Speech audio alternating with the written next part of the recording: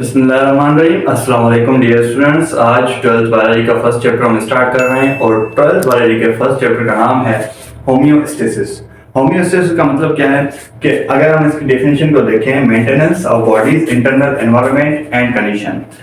Body का जो internal environment है या बॉडी का जो इंटरनल कंडीशन है उसको बॉडी को मेंटेन रखना है। क्यों? अगर बॉडी का इंटरनल एनवायरनमेंट मेंटेन होगा तो वो जो एक्सटर्नल एनवायरनमेंट है वो उसको फेस कर पाएगी, वो उसको सर्वाइव कर पाएगी। बॉडी एक्सटर्नल एनवायरनमेंट को तभी सर्वाइव कर सकती है जब उसका जो इंटरनल एनवायरनमेंट है वो मेंटेन रहे। और वो मेंटेन कौन करता है? एक प्रोसेस है जिसको हम क्या कहते हैं? होम्योस्टेसिस कहते हैं। एग्जांपल से समझते हैं। पहले नंबर कहते हैं कोर बॉडी टेम्परेचर जो है 37 सेंटीग्रेड। हमारी बॉडी के अंदर 37 सेंटीग्रेड होता है। आपको पता है अगर ये कम या ज्यादा हुआ तो वो क्या होता है? बॉडी को नुकसान हो सकता है। कोर बॉडी टेम्परेचर का मतलब ये है कि ये जो टेम्परेचर है ये ऑर्गन्स के इर्द गिर्द होता है। उसके बाद आता है पीएच। पीएच का बॉडी के अंदर भी नॉर्मल रहना लाजमी है। अगर ये कम या ज्यादा हुआ तो ये भी बॉडी को नुकसान हो सकता है। बॉडी के अंदर मुख्तलिफ जगह पे मुख्तलिफ पीएच होते हैं तो वो उस हिसाब से वहाँ पे मेंटेन होनी चाहिए। वो किसका काम है? उसको मेंटेन करना होम्योस्टेसिस का काम है। Glucose, amino acid, fat, vitamin ये जो है ये बॉडी के अंदर मेंटेन होना लाजमी है। कम या ज्यादा हो गया तो फिर भी बॉडी को नुकसान हो सकता है। रेस्पिरेटरी गैसेस, अब कार्बन डाइऑक्साइड और ऑक्सीजन है ये भी बॉडी के अंदर एक जो है लिमिट में रहनी चाहिए। अगर लिमिट से कम या ज्यादा हुई तो वो भी बॉडी को नुकसान हो सकता है। इंटरनल एनवायरनमेंट अगर मुतासर होगा तो वो एक्सटर्नल एनवायरनमेंट से फेस नहीं कर पाएगा।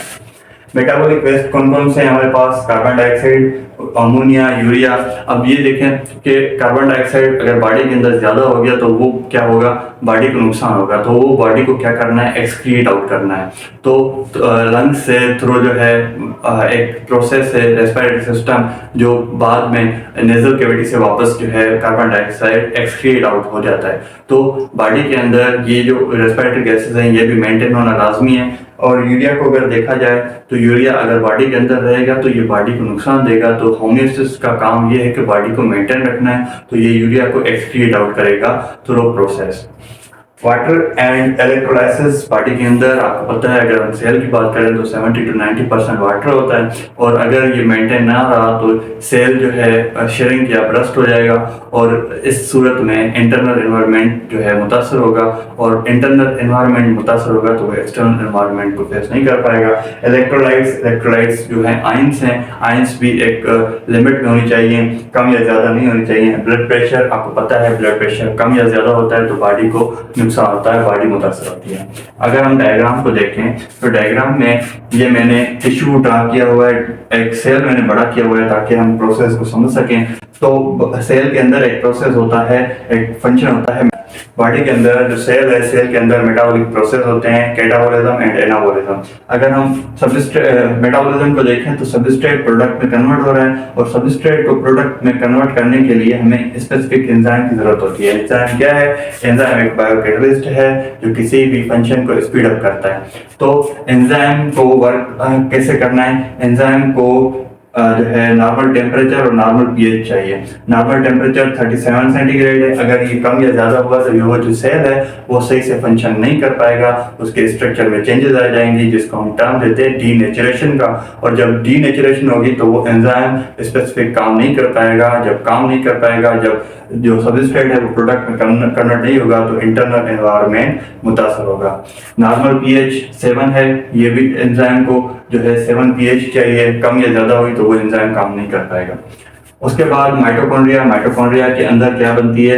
एनर्जी बनती है in the form of ATP. और एटीपी को बनाने के लिए हमें क्या चाहिए? ग्लूकोज चाहिए। ग्लूकोज को तोड़ने के लिए हमें ऑक्सीजन चाहिए। तो ऑक्सीजन, ग्लूकोज ये भी बॉडी के अंदर मेंटेन होना लाजमी है। अगर ये कम ज्यादा हुई तो ये भी बॉडी को नुकसान हो सकता है। तो ये एक प्रोसेस है। उसके बाद हम यहाँ पे आए अगर ब्लड प्रेशर पे। ब्लड प्रेशर क्या है? अगर ब्लड प्रेशर मेंटेन नहीं रहेगा बॉडी के अंदर तो जो गैसेस हैं, ऑक्सीजन और कार्बन डाइऑक्साइड की जो चेंजेस हैं, गैसेस एक्सचेंज है, वो क्या होगा? वो मुतासर होगी। जब वो मुतासर होगी तो इंटरनल एनवायरनमेंट ऑटोमेटिक मुतासर हो जाएगा। इंटरस्टिशियल फ्लूइड कौन सा है? वाटर। अगर ये हम टिश्यूज की हम बात कर रहे हैं यहाँ पे तो देखें सेल, ये जो टिश्यूज है, टिश्यूज के अंदर, सेल के अंदर और सेल के बाहर जो है वाटर मौजूद होता है। अगर वाटर ज्यादा बाहर मौजूद है और सेल के अंदर कम है तो वो क्या होगा, ऑस्मोसिस के जरिए सेल के अंदर आने की कोशिश करेगा और एट द एंड जो है सेल ब्रस्ट हो जाएगा। और फिर दूसरी कंडीशन क्या है कि अगर सेल के अंदर पानी ज्यादा है और बाहर जो है पानी कम है तो क्या होगा, ये आयंस की वजह से ये जो वाटर है ये बाहर जाने की कोशिश करेगा। ये जब बाहर जाने की कोशिश करेगा तो ये सेल जो है श्रिंक कर जाएगा। तो दोनों कंडीशंस में जो इंटरनल एनवायरनमेंट है वो मुतासर होगा। उसके बाद यहाँ पे मैंने लिखा है एंडोक्राइन हार्मोन। तो हार्मोन का काम होता है किसी भी फंक्शन को स्टिमुलेट करना।